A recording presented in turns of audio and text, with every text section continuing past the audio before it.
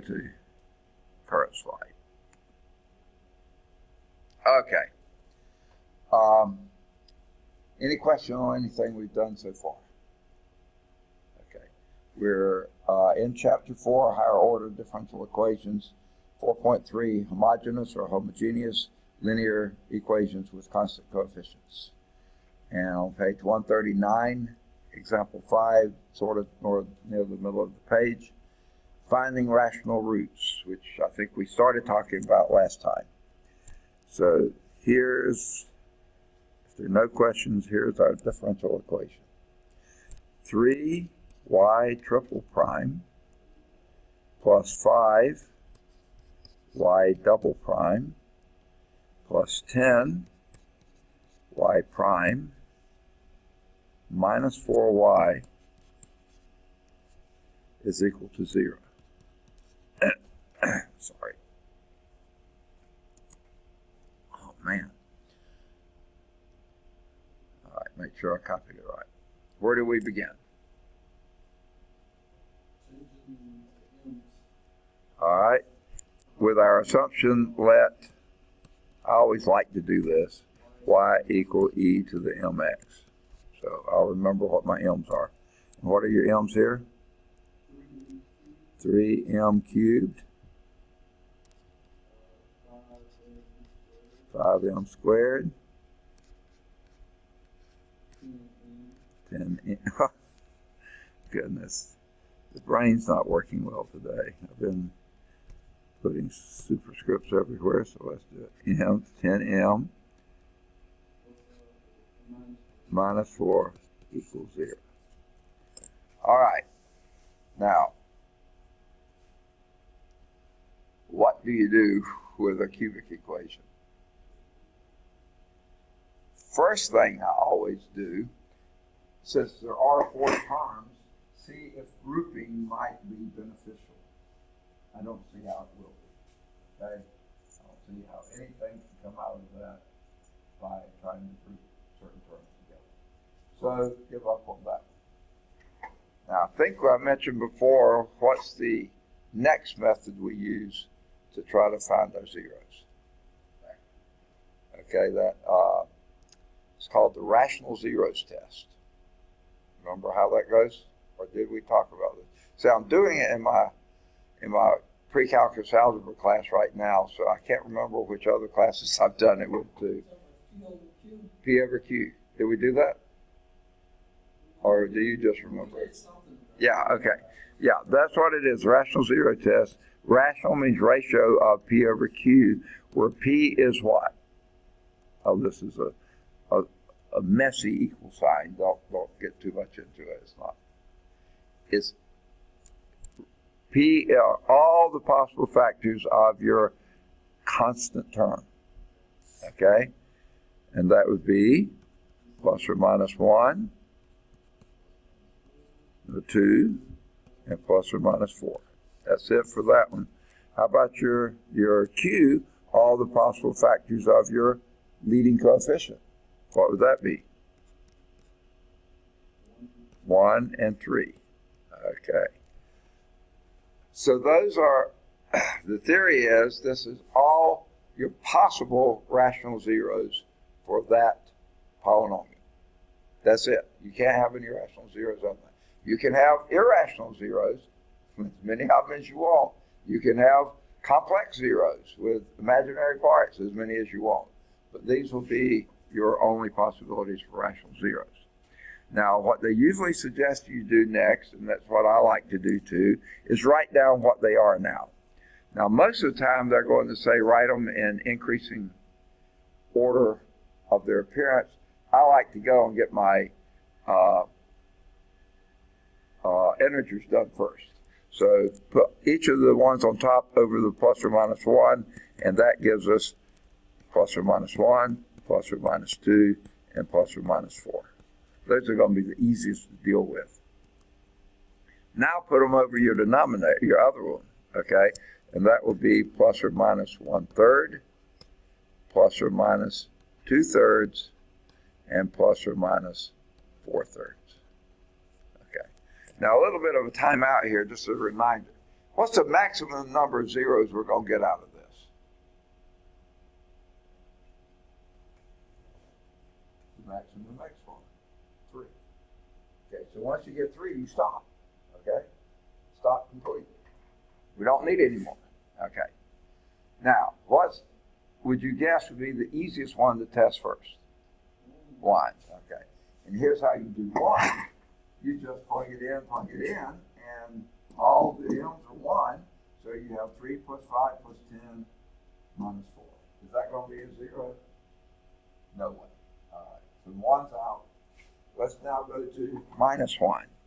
Now, the easiest way to do this is synthetic division. Do you remember that? Sort of. Not much. Okay, what you write down inside the house are your coefficients.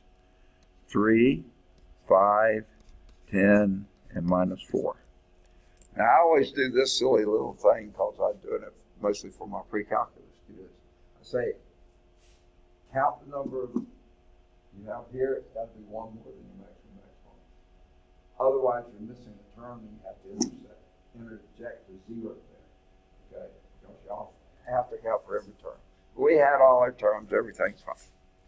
Okay? Now, I do this little thing for them too. Skip a line, draw a line. Okay? You don't have to say that if you don't want to. Bring down the first one, 3. Then you multiply, add, multiply, add, multiply, add. So multiply negative 3 times 1 is negative 3. 5 minus 3 is 2. Negative 1 times 2 is negative 2. And 10 minus 2 is 8. There's no way that's going to be a 0, is it? Hang it up. Okay? So I'm going to erase these and those. I'm going to leave the 3 because it's always going to be there. And I'm also going to come over here and say neither plus or minus 1 work. Let's move on to 2. Oops, so I got to erase that too. Okay. All right, multiply, add. What you get first? 6. No, 11. Then, yeah. Then, 22. No way this is ever going to come out to be a 0, is it? Okay. Forget that one. Okay. Oh, I erased the wrong one. Oh, I can leave that. Okay. So let's now try minus 2. I erased my 3 by mistake. What does this give you? Negative 6. Negative 1. 2, right? Yeah, 12, yeah. No way that's going to come out being a 0, is there? You can carry it on out. 12, that'll be minus 24. That doesn't add to 0. Okay. This is not looking good, folks. Okay? We might. Let's try the 3 first, though. I don't hold out a lot of hope for it, but let's give it a shot. Okay? Oh, we can wipe out both. Oh, I mean 4. I'm sorry. No 3. 4. Carry on. 12. 17. No way. No way. No way. Okay. But we will keep our fingers crossed on minus 4. What will that give us? Negative 12.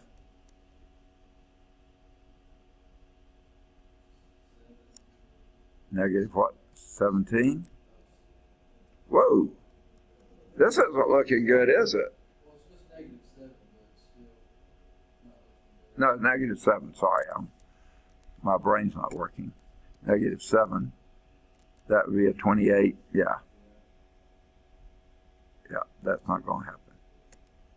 Yuck. Okay. I hope I'm doing this right. like I said, the brain's not working well today, so plus or minus 2 didn't seem to work. And we did plus or minus 4 didn't seem to work. So let's do a 1/3. Okay. All right. What does that give us? 1, 6, 2, 12, 4. Got it. Okay. We found a solution. One root is x, or m, sorry. M is equal to 1/3. All right. Now, stop there. As soon as you get 3 down here, that represents, see, 4 represented a cubic, 3 represents a quadratic. We don't need to use synthetic division on a quadratic. We have our ways, right? So we got, this stands for 3x squared plus 6x plus 12. You see, we reduce the power 1 time each one. Okay. Well, can that factor and become 0? Well, one thing I can do is factor out a 3. 3 times x squared plus 2x plus 4, right? Now, do you think there's any way you're going to factor that?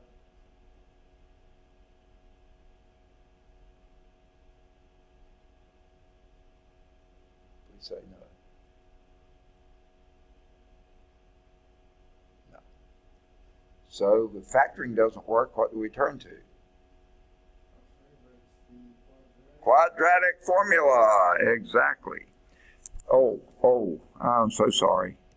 I keep doing this. These are m's, not x's.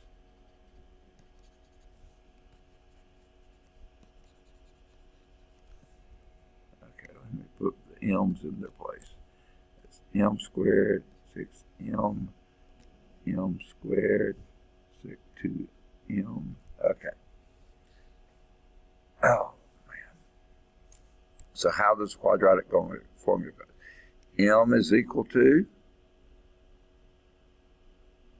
remember how it goes? Minus, not 4, 2. Yeah. Plus or minus square root of 2 squared, which is 4, minus 4. AC, and this A is 1 and C is 4, so it'd be 4 times 4, all over 2 times 1, 2A. Okay?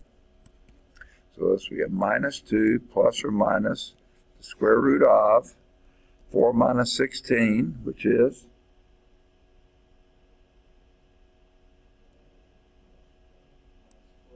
minus 12. Which, of course, is going to give you what kind of answer? Yeah, not real. Okay, that's one way to put it. Now, what can you pull out of? One thing you can pull out of the minus 12 is an I. Okay? That's your square root of minus 1.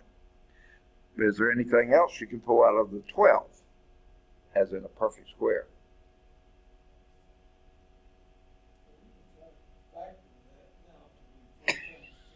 4 times 3. Square root of 4 is 2, so I'll make that a 2i times the square root of 3. Now, a lot of books don't like you writing it that way. I like to, because I don't like to have the I after a root radical. And this now enables you to divide out a 2 from every term. Okay? So this gives you minus 1 plus or minus I root 3. All right. These are your 2 more m's.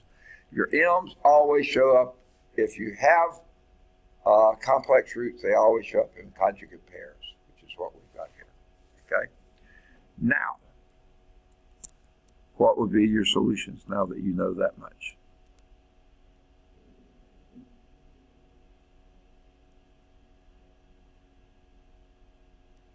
I'll start it off. Y is equal to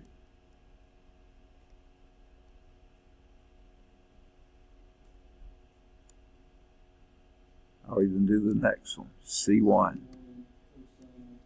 Well, before you do that, don't forget the first one. I mean, you don't have to do it now, but I was just reminding you, don't forget that one. What's that? Here's your form.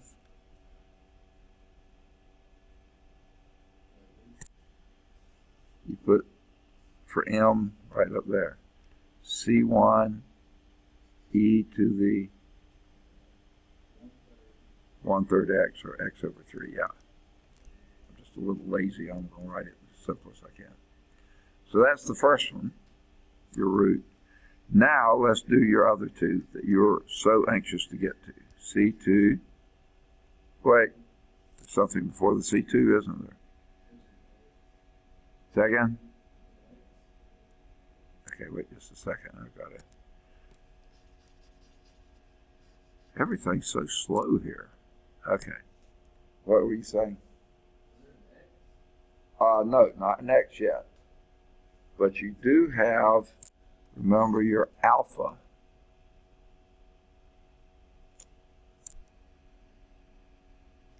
E to the alpha x. Alpha is the real part of that complex part, complex number. Okay, flip back the page. Top of page 137. The e to the alpha x goes out in front. Your alpha here was -1. Okay? Then open parentheses and do a C2. You were doing it before. You started it. Cosine √3 x plus C3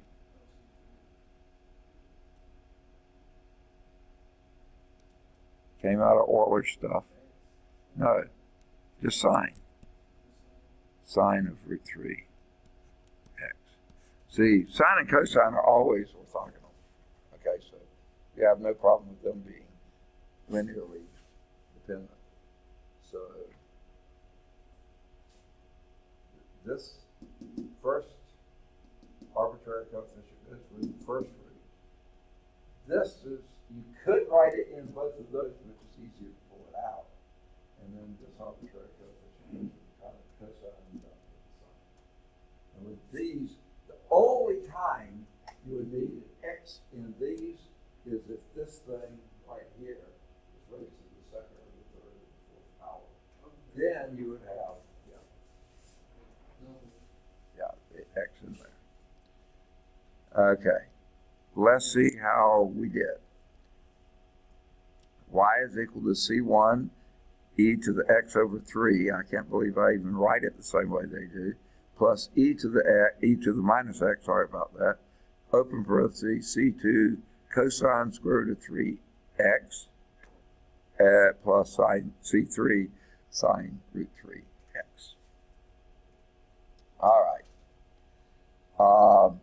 They have a little blurb at the bottom of page 139 on use of computers. I'll let you read that to your heart's content. And that finishes 4.3. I've assigned these several times, but let's go over them again. Any of the odds 1 through 13 that are in the back of the book, any of the odds 15 to 27 that are in the back of the book, any of the odds 29 to 35 that are in the back of the book, any of the either 37 or 39 if they're in the back, 41 if it's in the back, 43, any of the odds 43 to 47 if they're in the back. Oh man. in any of the odds 49 to 57 if they're in the back. If you can find any of the discussion problems back there too, you're welcome to take a look at those. And they have computer lab assignments. If you happen to have a computer lab that you can go and play with, you certainly are welcome there. All right. Now, I think as I said before, we have an option of either doing 4-4 or 4-5. Do you have a preference? 4-4 is called superposition approach. The other one's called annihilator approach. If you're in the Arnold Schwarzenegger movies, you might like annihilator first, but I'm not really. So I've taught them both ways, and it seems they were different classes, different everything. But it just seemed like the students hung on to the superposition better. Okay. All right, so let's clear the screen here. And what we're going to be doing here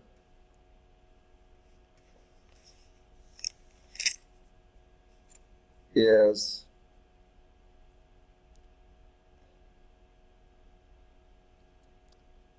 I really don't like the way they're saying this.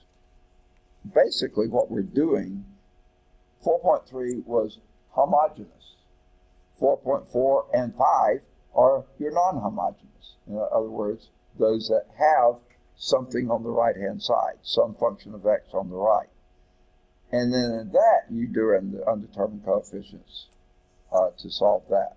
So it seems like rather than saying undetermined coefficients, you would say non-homogeneous part or homogeneous parts, and then that requires undetermined coefficients. So I don't know. Maybe it's just me. All right. So here basically is what we're trying to deal with. A sub n, which is just a coefficient, okay, times y, the nth derivative of y, plus a sub n minus 1 times the n minus first derivative of y, plus a sub n minus 2 times y to the n minus second derivative of y, plus plus a sub 3 y triple prime plus a sub 2 y double prime plus a, I can't write, sub 1 y prime plus a sub 0 is equal to sum g of x. Right now, they're leaving g of x being very obscure. Okay? It really can't be any function, but it can be a wide range of functions. And we'll talk about that later. Okay? Right now, just some old g of x is out there. Now, when this was a 0, the g of x was a 0, that was your homogeneous case.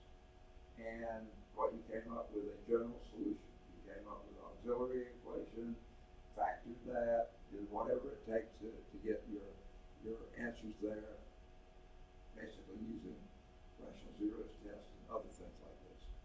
Well, everything we did before, with this being a 0, we're going to do now, but it's not going to be the general solution. That we're going to start calling your complementary solution. Okay? And then, for the g of x, you're going to come up with what we call a particular solution. Remember we had that earlier. And then you're going to put them together and have a general solution. So that's the procedure. You do homogeneous case first, with that being 0. And that, rather than give you a general solution, will give you what we call a complementary solution. I want to say characteristics. I knew it was a C. And then, after you do that, we're going to then get into solving this. And that's where the undetermined coefficients come from. And that's going to give you a particular solution.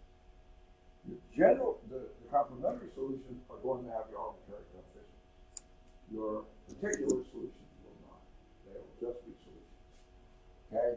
And then you'll put them together as a general solution. Superposition. Okay.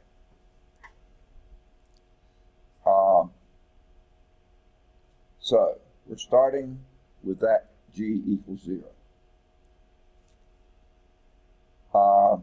So we're going to do this. The first of two ways we'll consider for obtaining a particular solution. We're not going to go back and redo what we did with homogeneous. We're just, for the future, we're going to call that your complementary solution. Okay, whereas before we called it a general solution. So now we're going to focus on the y sub p, those solutions for your g of x. The first of two ways we'll consider for the non-homogeneous linear differential equation, called the method of undetermined coefficients. The underlying idea behind this method is a conjecture in the form of y sub p, your particular solution, basically an educated guess, what you're guessing the solution might be, that is motivated by the kinds of functions that make up the input functions for your g of x. Okay? A lot of weasel words here. The general method is limited to linear differential equations. Okay?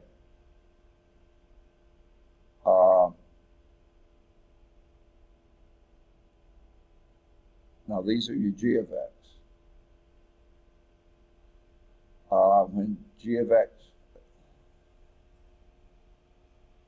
okay.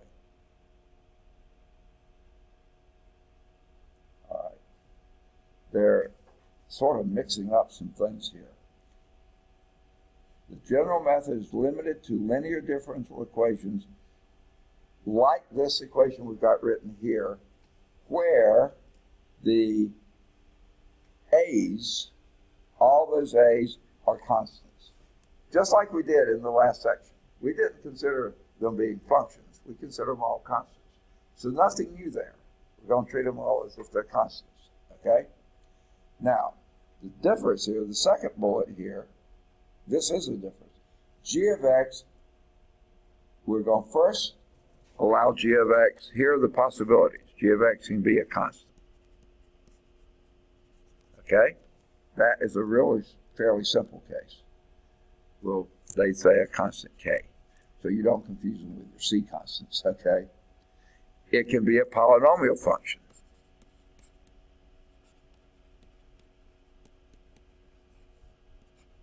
Okay? Any order polynomial function. We're going to keep them fairly simple, but it could be any order polynomial function. It can be an exponential function.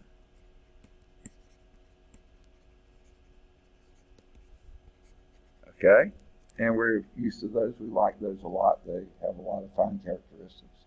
And we'll call this e to the alpha x. Not to be confused with your e to the mx that you had earlier in your complementary solution. Okay? But some other e to the alpha x. A sine or a cosine function. Okay?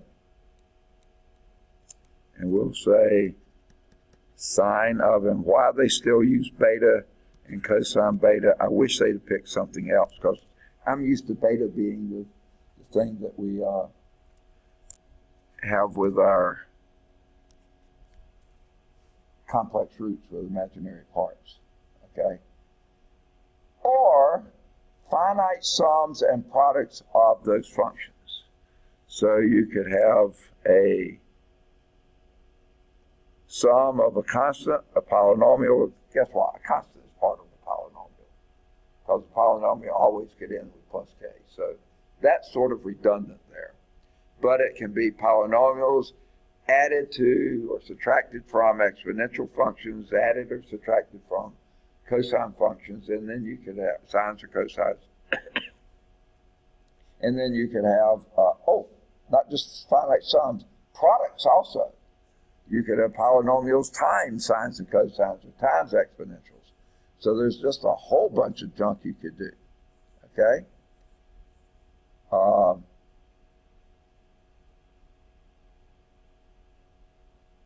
Now, here are some functions of the type that g of x could be 10. That's perfectly fine. G of x could equal 10. No problem there. That would be the constant function. G of x is equal to x squared minus 5x. That's perfectly fine. That's the polynomial function.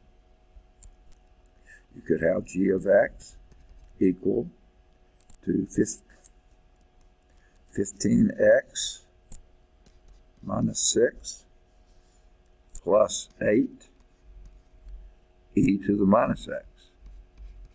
Fine, that's the sum of these two. No problem there. G of x can be that. G of x could be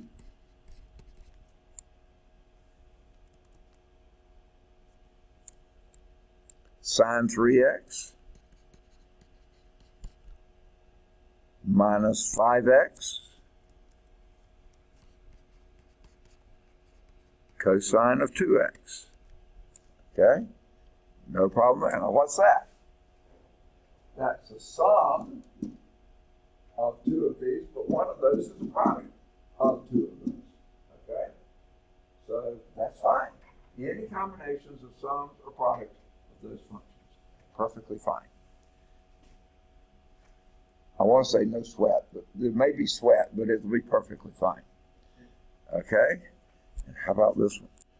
G of x equal x e to the x sine x as a product of three of those kinds with a sum of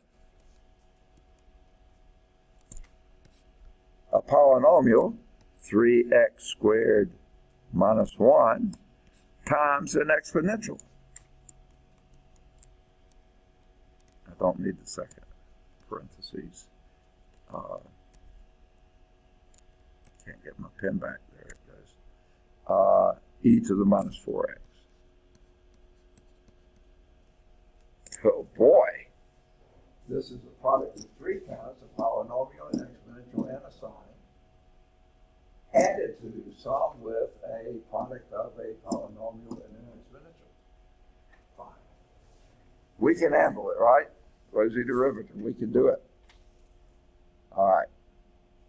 Now, another way to phrase this, g of x is a linear combination of functions of these types. Okay?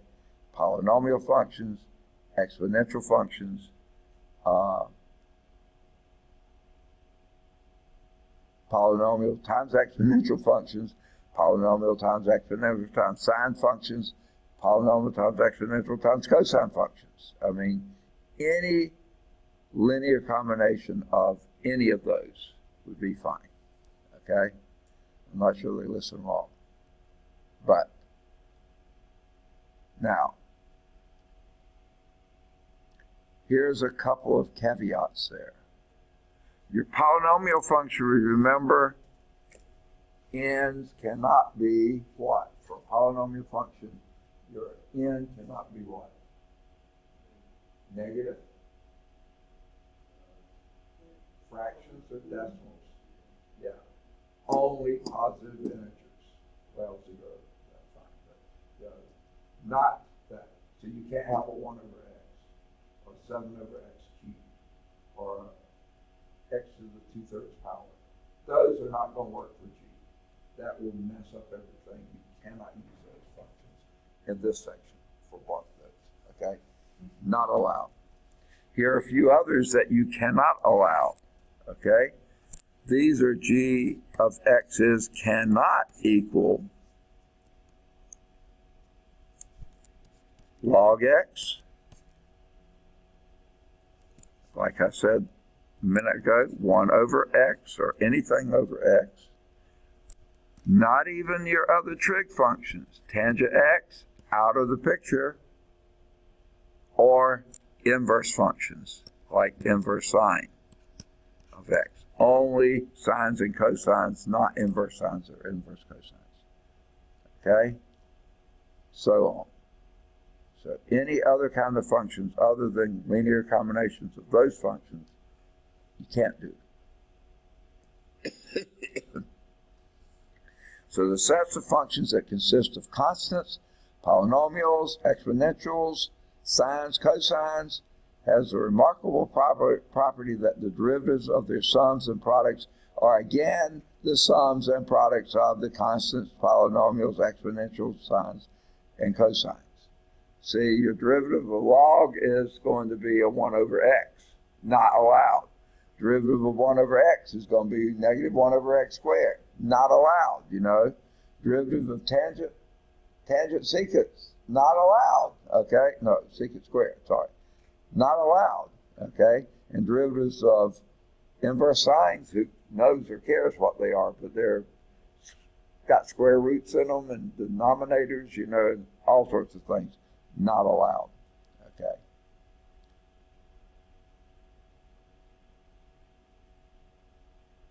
Now, because the linear combinations of derivatives must be something, because you see, if you take a y to p to be something that's going to yield this, so let's say y to p, can't be any of those, but any of those kind of things, and you take derivatives of them, they're going to be functions that look alike this, a lot like it. And you got to take derivatives, all those derivatives of that, and you still got to come up with that. So that's why you can't have things like this that bring in other functions that aren't going to show up there. You're sunk. You can't possibly solve those. Okay? So it seems reasonable to assume your y sub p has the same form of g of x. So if your g of x is a polynomial, don't introduce an exponential or sign. Use some type of polynomial. So the next two examples illustrate the basic method. Okay? Now again, they're going to be telling you what to do, just illustrating the method. Later we'll figure out what to do on our own. This book likes to do it that way. So here's example 1, page 143.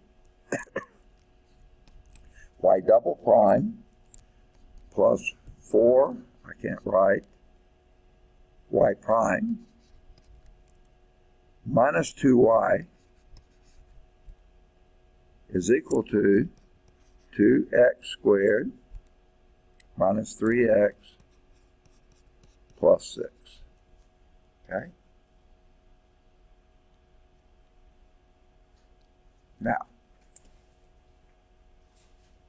we're going to do kind of the full Monty here. Not that kind of full Monty, though, but we got to start with our homogeneous part. What would that give you?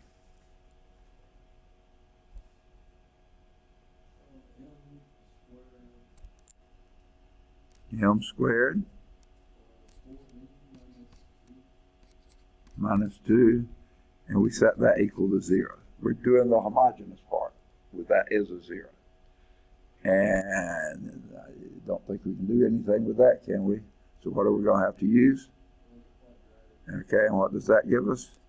M is equal to negative 4 plus or minus the square root of 16 minus, actually going to turn out being a plus, second, 8, right? Do it right? Okay. Over 2, right? 2 times 1. And this will be minus 4 plus or minus the square root of 24 over 2, which will be minus 4 plus or minus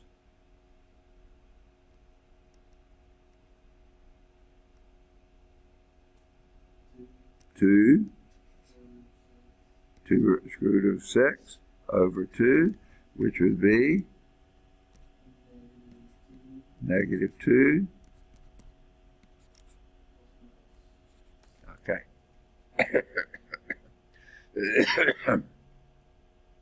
That's a little messy, but it's still doable. That's 2 roots. They're real roots. They're irrational roots, but they're still real. So what would be your complementary solution?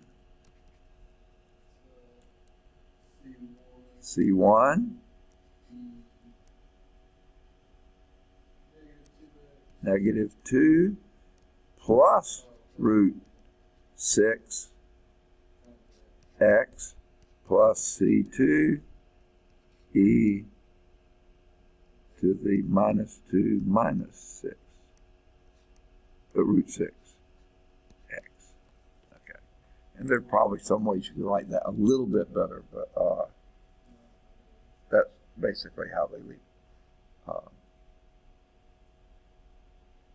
Yeah, they, on the second one, pull the minus on the outside and leave pluses on the inside. The first one, they leave it just like that. What's that? I get confused if I wrote it like that. Okay, so you're happy leaving it like that. All right, there's your complementary solution. Don't forget you have it. It's there. Now, here's where speculation, educated guesses,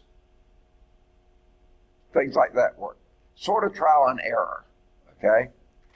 Because the g of function is a quadratic, let's assume the particular solution will also be in the form of a quadratic. So we're going to say let's assume y sub p is equal to ax squared plus bx plus c. Okay? No guarantee it will be, but let's just assume it. Okay? Now, this is why they say undetermined coefficients. Those three coefficients, we don't have a clue what they are. So we're going to try to figure them out. Okay? Now, how do you think we're going to figure them out?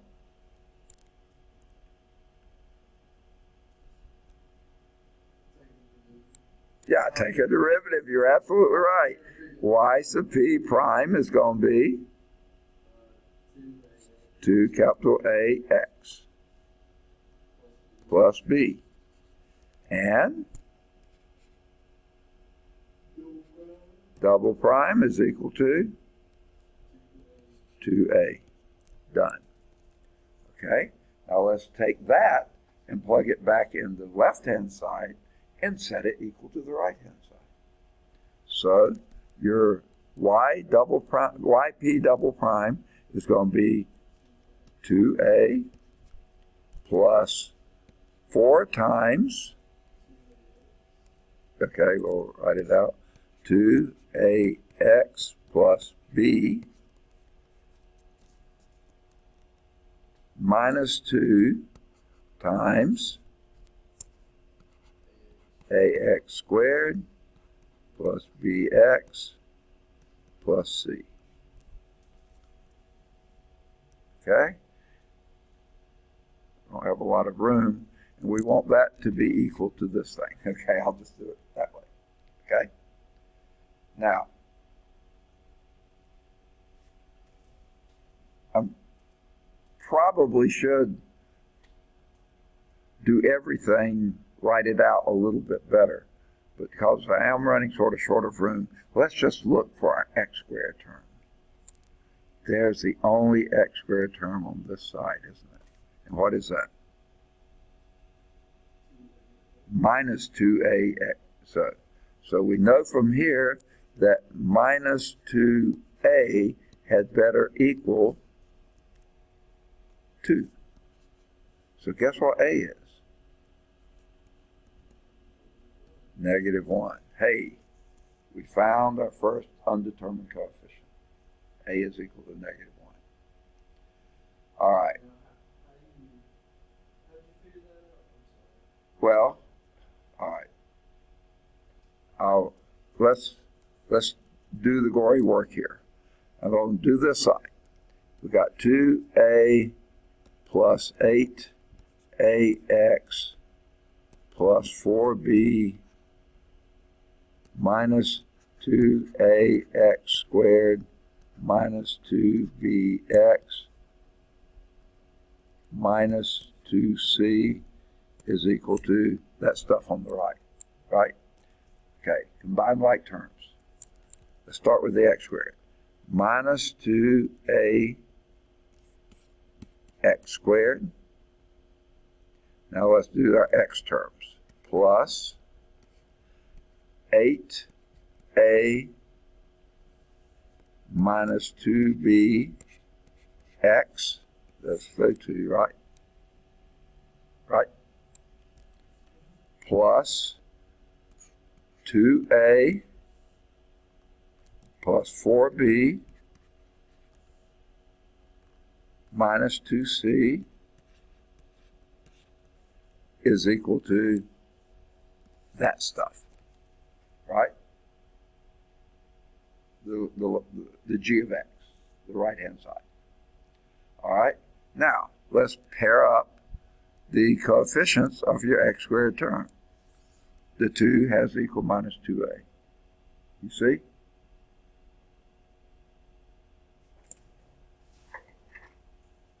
For this thing to equal that thing, the x squared coefficient is minus 2a is equal to 2. So a is equal to minus 1. Okay? Now, let's proceed from there. Let's write it out in gory detail. 8a minus 2b is equal to negative 3. Agreed? Or not?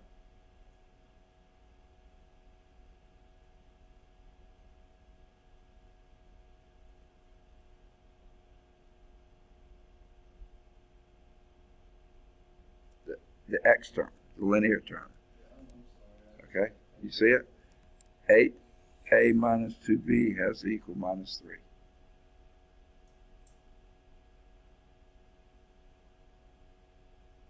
Yay or nay?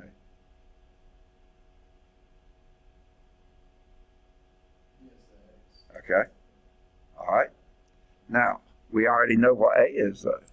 So this will be a minus 8 because a is minus 1, right?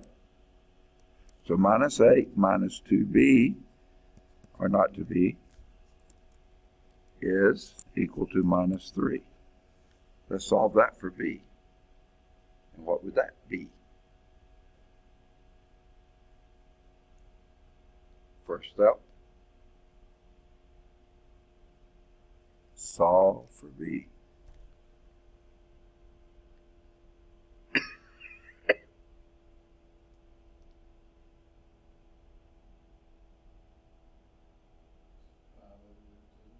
Second? I'm sorry. Oh, yeah, okay. Add 8 to both sides, and that gives you 5. You're absolutely right. You're already add 8. So you get minus 2b is equal to 5, and b is equal to minus 5 halves. Is that what you were saying? Yeah. Okay, you were way ahead of me. Okay? And I think you can smell the last term coming. This constant term has to equal that. So we have 2a, but 2a would be a minus 2, right? Because a is minus 1, right?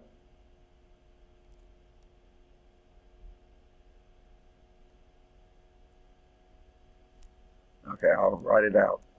You got it? I was writing the line. Yeah. Okay, go ahead.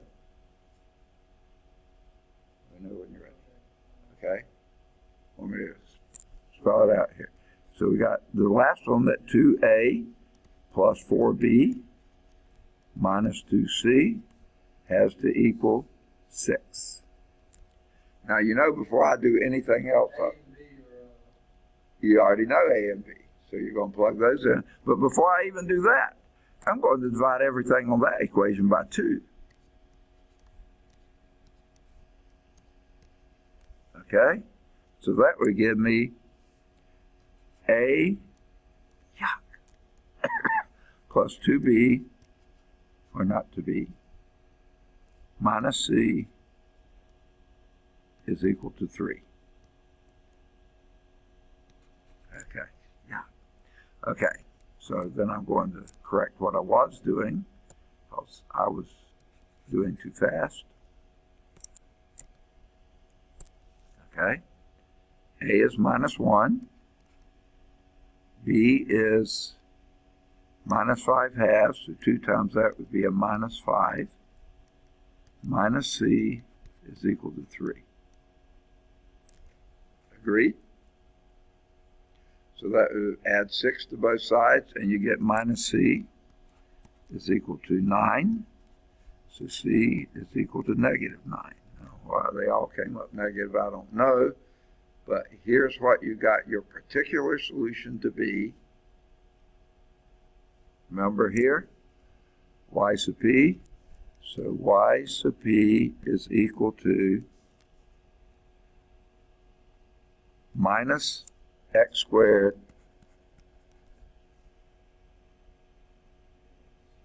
minus 5 halves x minus 9. Okay?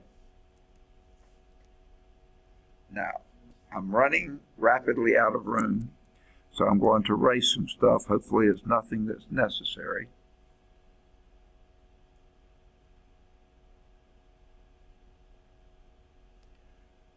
I don't know if it's necessary or not, but I'm going to erase this stuff. Probably I could erase earlier. I think we've already used this, so it's not going to be needed again. I hope it won't be needed again. Otherwise, I'll just go to your notes and get you to tell me what to write down.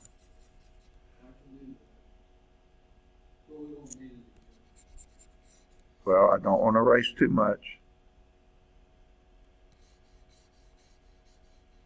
I did erase too much.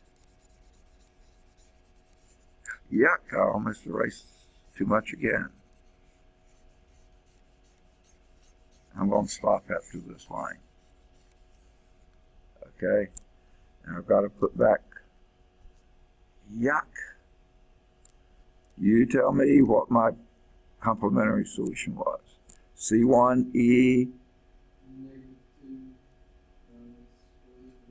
negative 2 minus plus square root of 6. Yeah, square root of 6 times x plus C2 e to the minus whatever. Okay, I've got it written down. I'm not going to say it again. So now we can write down our general solution is our complementary solution, C1 e to the minus 2 plus root 6 x plus C2 e, and if you want to leave it the way we did, minus 2 minus root 6 x plus your particular solution, which I thought I left, yeah, there it is, minus, though, because they're minuses, minus x squared minus 5 halves x minus 9. That's your general solution. And if you wanted to check it, you can take the first derivative of it, take the second derivative of it, plug it back in the original, and see if you get the right hand side. We sure hope you would. Easier is check and see what the book got. Okay. What's that? You have to find the C's in that too. No, only if you had a boundary value, initial value problem. Those are arbitrary unless you have initial conditions. Okay. So let's see what they got.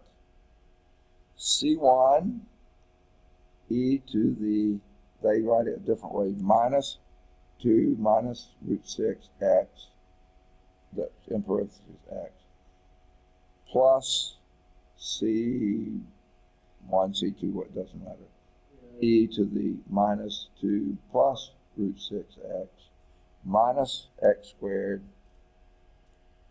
minus 5 halves x minus 9. That's it. All right. Now, actually, we did basically the whole problem there. We just made the assumption the particular solution needed to be a lot like the g of x and the arbitrary undetermined coefficients from that. Now, I'm trying to figure out. We got time to do example 2, don't we? I can't remember. What time did we finally get started? Right around normal time or a little earlier? I meant to look. I was in here about 20 after, but nobody else was. Maybe 22 after, something like that. So let's do example 2. That went well. Do you think? Yeah. Okay. Not really. Just, Okay. Right. The Y of P was a little weird. It is, and it's going to get weird. Once you figure it out, it's not hard. Right. Just a pain. Yeah. Now this time they say find a particular solution to it. They say don't, they're not saying find the general solution, just the particular solution of y double prime minus y prime plus y is equal to 2 sine 3x. All right. Now remember, part of the deal here is you choose something that could give you this form in its solution when you take derivatives and stuff. And in order to get a sine when you're taking derivatives, you have to have both sines and cosines. Okay? Before, to get a polynomial, you just use the polynomial or the form of that polynomial. Here, you got sine, but you got to include some cosines because you're taking at least the first derivative, and that's going to give you cosines. So our particular solution we're going to guess is going to be, you tell me, y sub p. Your first guess would be, I'll start at capital A.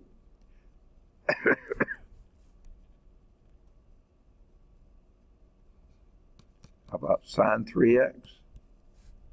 But we also have to consider the possibility of a capital B cosine 3x.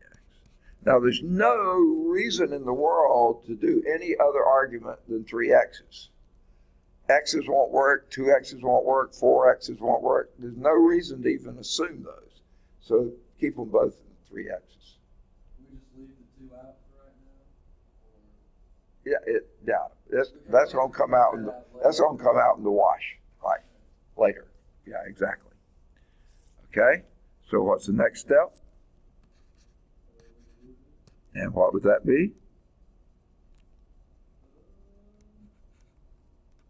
3a cosine 3x minus 3b sine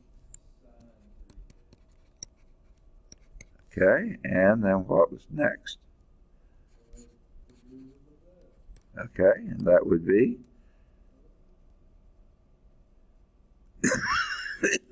I'm so sorry.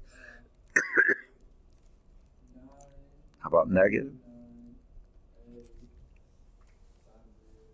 Okay.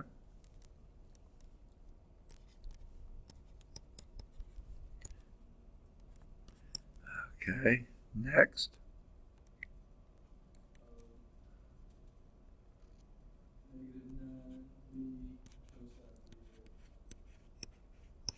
Okay, now we've got these done. Let's plug them into this up here. So you y sub p double prime would be minus 9a sine 3x minus 9b cosine 3x. Next, minus 3a cosine 3x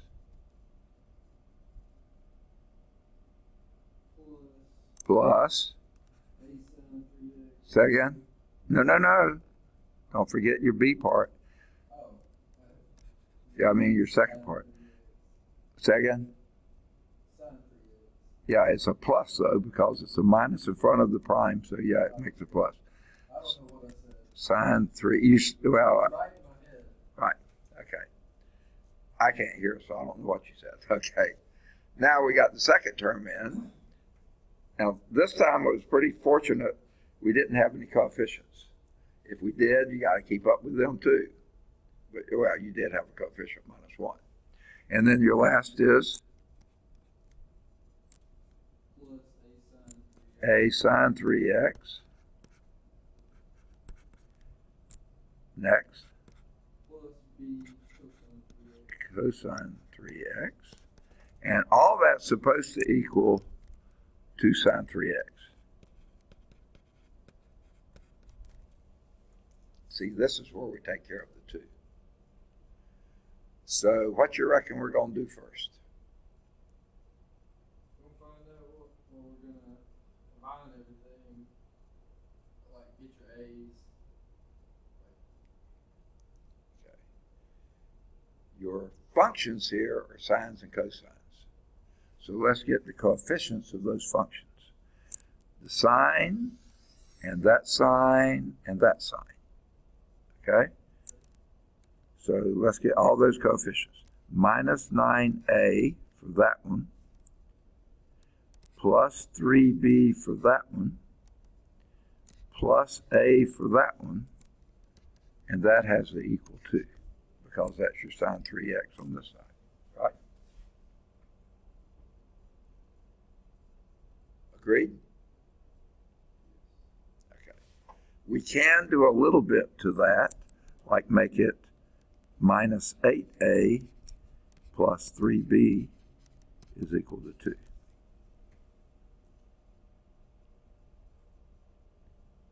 Agreed? Now let's do your cosines. But only do the coefficients.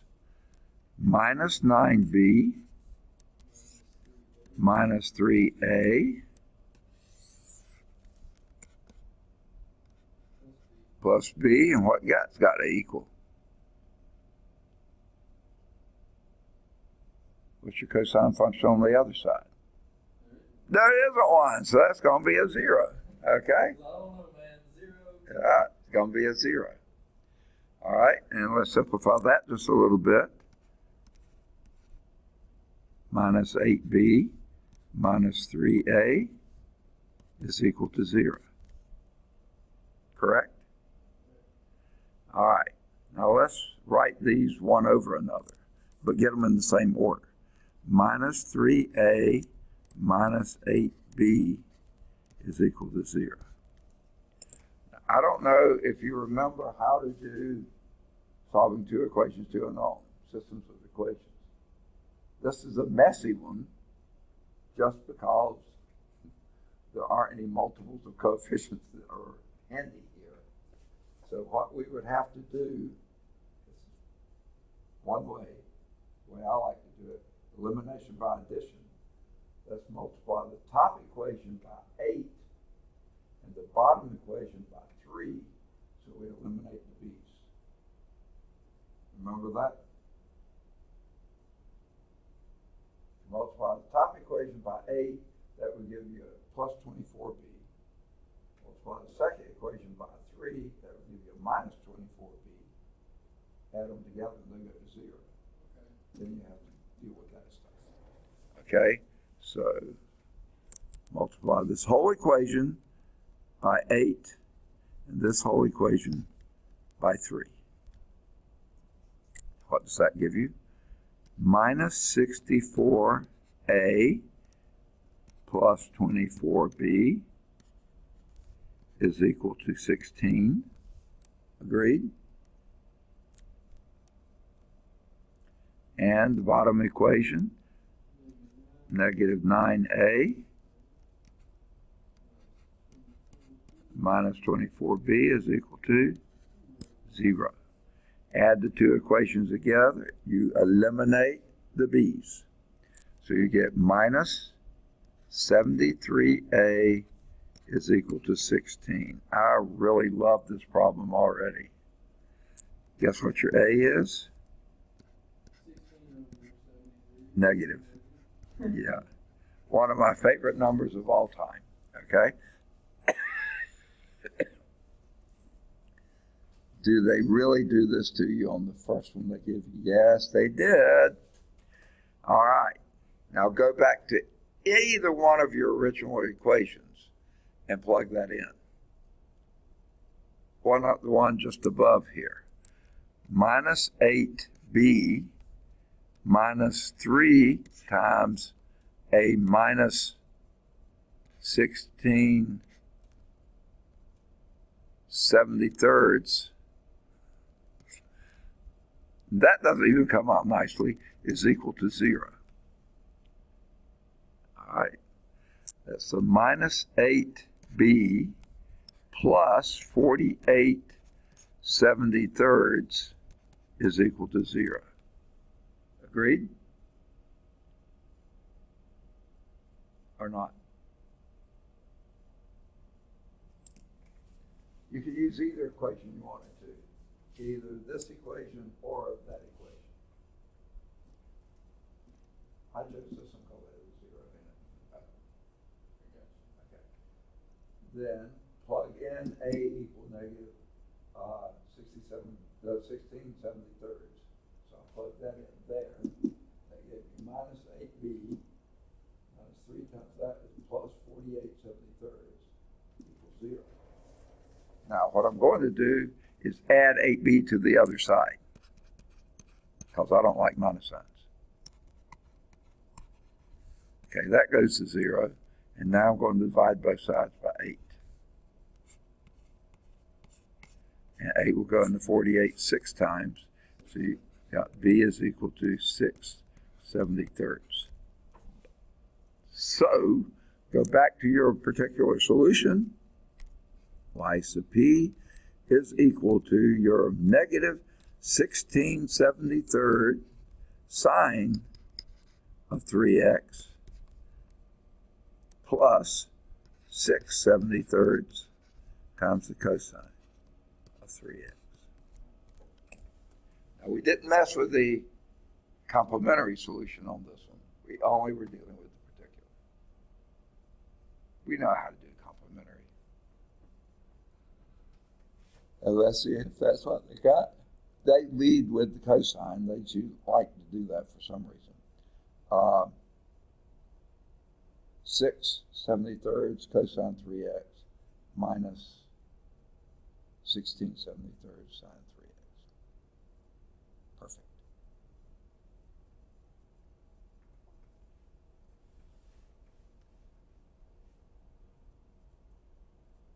What you think? You want me to plug all these in?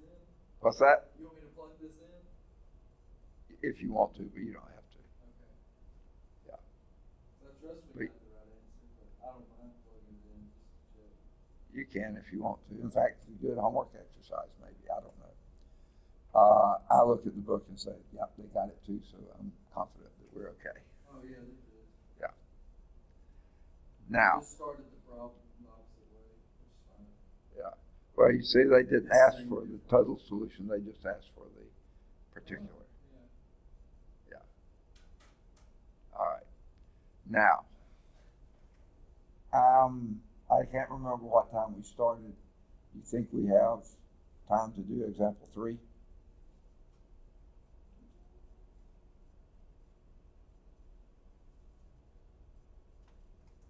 mean, probably not, but.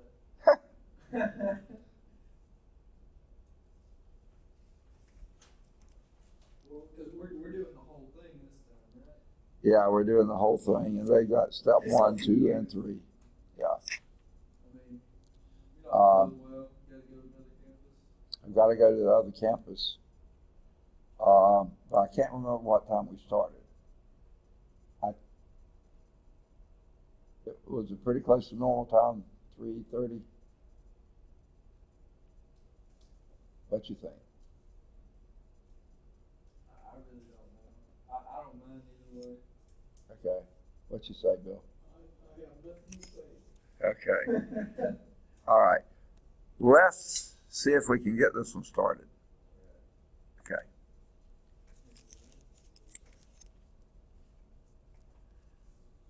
Here is your equation. Y double prime They just say solve it. Minus 2y prime minus 3y I'm so sorry, is equal to 4x minus 5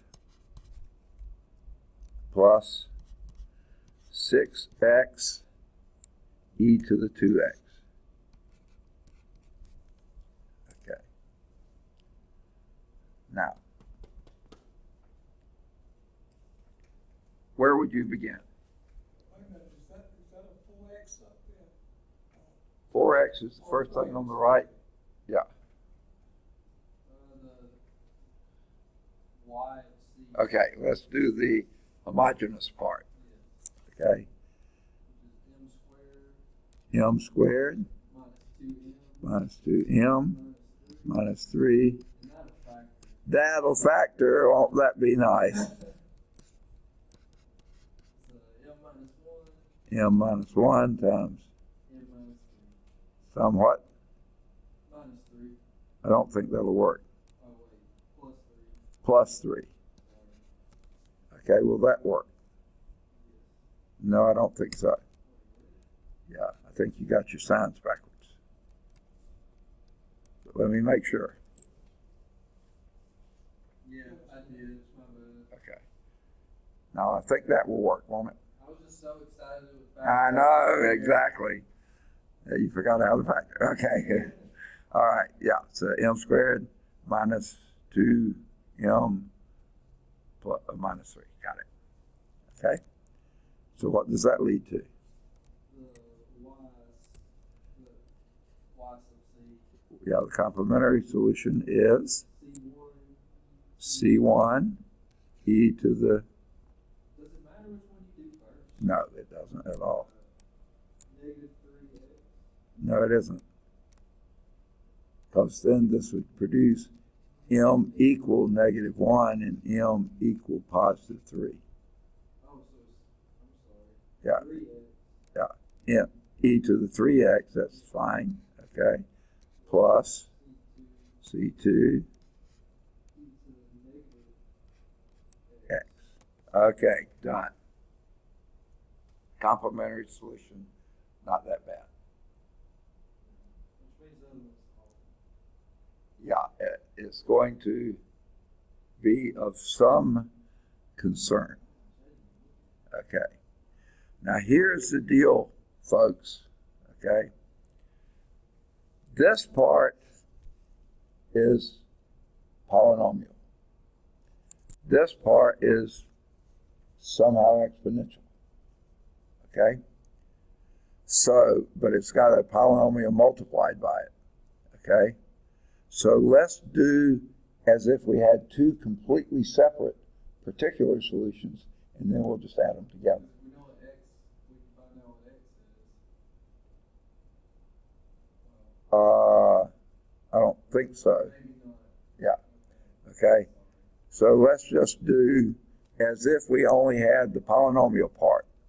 So we'll do a yp1 and let that be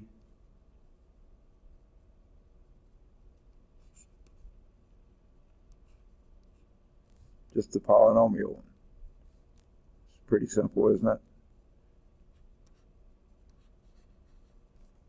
Ax plus b. Isn't that a good guess? Then what would be the next thing you do? A prime would be a, and a double prime, a y double prime.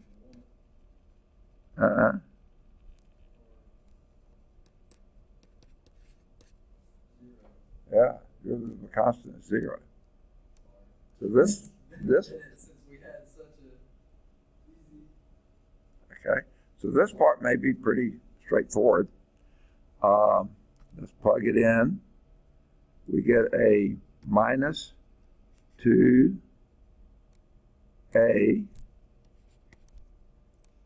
minus 3ax minus 3b is equal to 4x minus 5.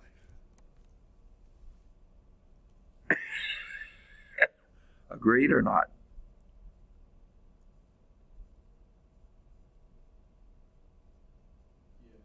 Okay? Now, let's do the x parts.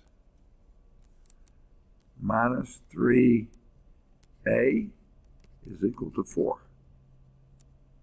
What's a equal to? 4, -4 thirds. -4 thirds.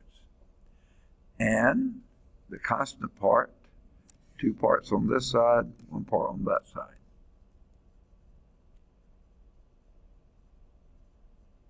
Minus 2 times a would be minus 8 thirds, right? I'm skipping some steps because we're running out of time. Minus 3b is equal to minus 5.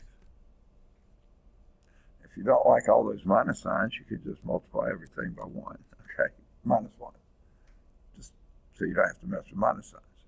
But then you're going to have to subtract an 8 thirds from both sides. And this 5 is going to be a 15 thirds, isn't it? This is how I do fractions. It just, to me, is easier. Okay? All right. So you get 3b is equal to, that looks a lot like 7 thirds, doesn't it? So b would be equal to 7/9.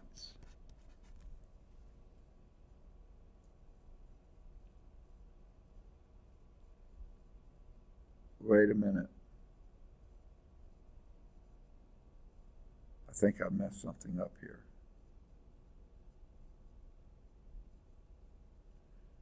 I did mess something up. A was a -4 thirds. I didn't see my little minus sign. And you had a minus 2a. So, no, we had it right. Minus 8a. Minus 3b is equal to minus 5. And then we change signs. So why did they come up with something different? They got 23/9. We got 7/9.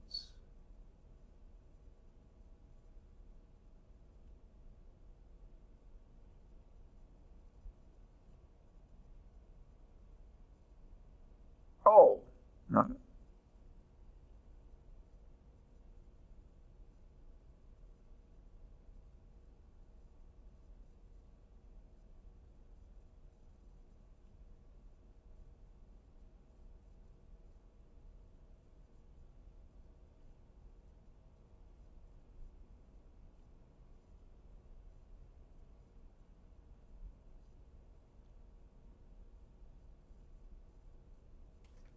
How did I mess that up? It's sort of like that was a minus, I think.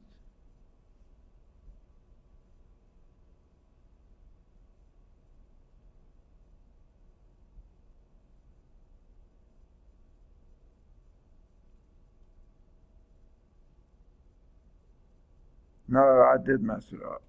It's a minus 2 times a minus 4 thirds. That should have been a plus there to begin with. So then we would have been, okay, I did mess it up. So this was a 23/9.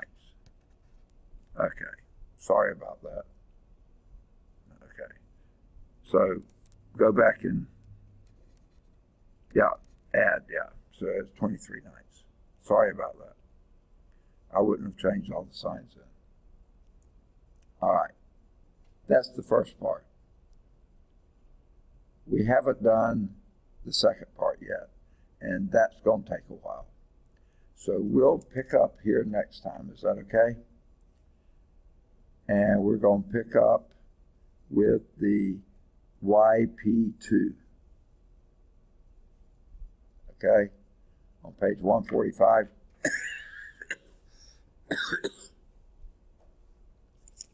So, sorry we're having to stop in the middle of it, but like you said, you didn't think we were going to finish.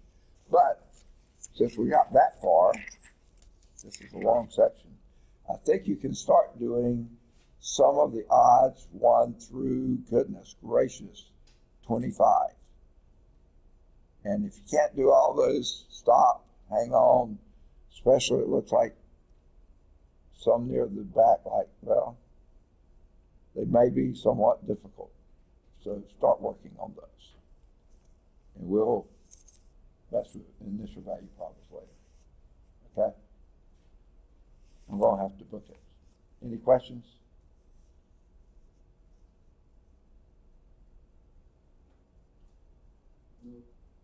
No Mondays, Huh?